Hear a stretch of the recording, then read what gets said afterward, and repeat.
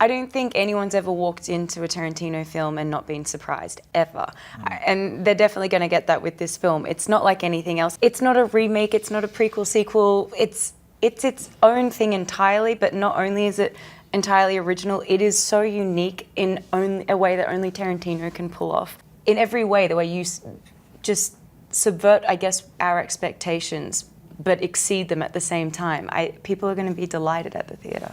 And I see this as a confluence of all your work to date, in many ways. Mm-hmm.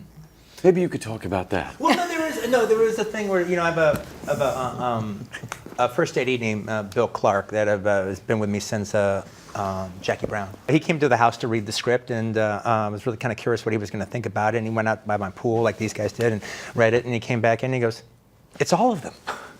He goes like, "These are all. There's a bit of all your movies rolled into one, to one degree or another in this script." And I do kind of think there's a little bit of I look at this as my 9th movie, but then I think you can also look at it to some degree as like, okay, you can also look at it when it comes to a director's career where their films are focused, they didn't do a job, then maybe all the movies are one movie. They're all connected like boxcars on a train. And if that's the case, I think this is the climax. This seems like the climax of all those movies together. I'll do another movie, but that might be more epilogue-y, right?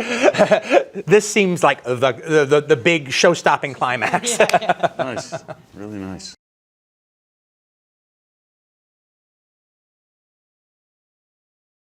Not only is he forensic in sort of picking up, showing an audience a specific time period and a certain culture, mixed with fairy tale, mixed with sort of this, I don't know how to describe it, but this sort of tableau of memory that he has. All these things sort of fit in a very unique way that you don't see in modern filmmaking. And that's why it's so incredibly exciting to work on his movies, because there's this unexpected nature. Every day you're on set, you don't know what exactly is going to happen. And everyone feels incredibly energized and excited to be there because there's the great unknown. But we had the benefit with these characters of getting this incredibly rich backstory. We had an entire history together that he wrote for us. So even though it's a sort of day in the life of these two sort of outcasts of Hollywood that are trying to fit their way into a changing culture and a changing industry, there was an immediate familiarity with who these people were because we knew so much about our past, and it was so easy to fit in those shoes. And I was surprised how loose you are on the day. Mm-hmm. I mean, because the scenes are so specific and so well orchestrated, you would think they have to be planned out. I would think they'd have to be planned out to the end. And yet, still when we get there on the day, there's a total looseness and freedom, like a trust in what you're going to capture that day within the confines of the... Well, that actually kind of is one of the benefits of having a career that spans more than 20 years, is at a certain point, you have your big set pieces, and they probably have to be right on, but other than that, it's like, I don't think about shot lists or anything until I get to the set that day. Was Reservoir that same way? Or did you come out? Well, eventually it was. First, because it was, wow, this is the first time I'm ever going to do a movie. So I had to have everything shot list just so everyone would have trust in me. Mm-hmm. But it was a 5-week shoot. Somewhere mid-3rd week, I started leaving my shot list at home. I started feeling comfortable enough now to just to rehearse the scene and figure out the shots from that point on. And from that point on, that's always kind of how I do it. I mean, when you see us handing around shot lists and stuff, I wrote them that morning. Mm. Normally it's a situation where it's like, if we run through a dialogue scene before I send you guys to the chair, all right, so we do it, and like, okay, go to the chair, and then I sit down at a table and I lay out the shots. Okay, give it to Bill. Okay, this is what we're doing today. I have to admit something. What? I have one of those. Oh! You wrote something.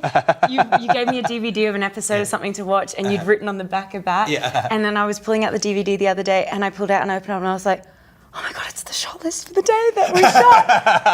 And I was like, I if I tell him, will he ask for it back? No, Can I of course keep not. it? No, I throw them away. You can feel free to have them. I have a few more left over. I'll give them to you. You know, just so everyone understands, a shot list would be like, okay, we have this scene, and might plan ahead to get one from the back to see the whole environment, and then to get a 2-shot here of Leo and I, and then over my shoulder to get Leo's close-up, and then to get the gang, and that would be a shot list. Insert of the horse head, insert of the ashtray. Right. But on the day, it's actually much looser, like he is finding it as he goes. It's more instinctual than you would think watching your films.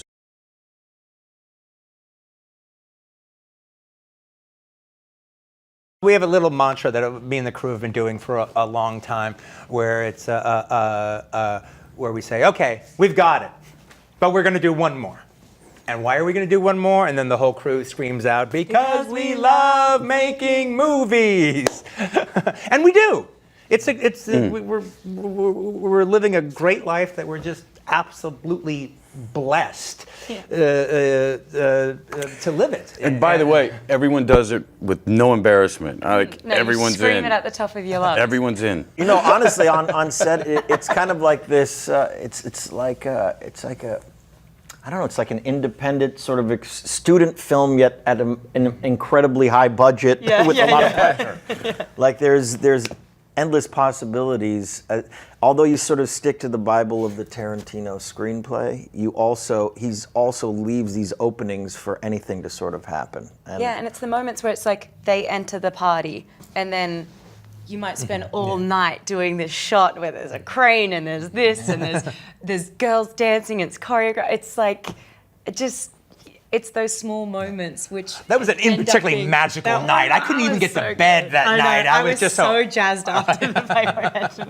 It was so fun. And then you stop every 100 rolls of film and celebrate and have a drink and have a little party, and no one else does that. You can't do that. One of the things Brad said earlier today that I couldn't agree with more is the idea that this is our lives. So as important as it is that we try to do movies that we care about and we put all our hope into, and hopefully we have good results at the end, as important is the experience of making the movie, because this is our lives.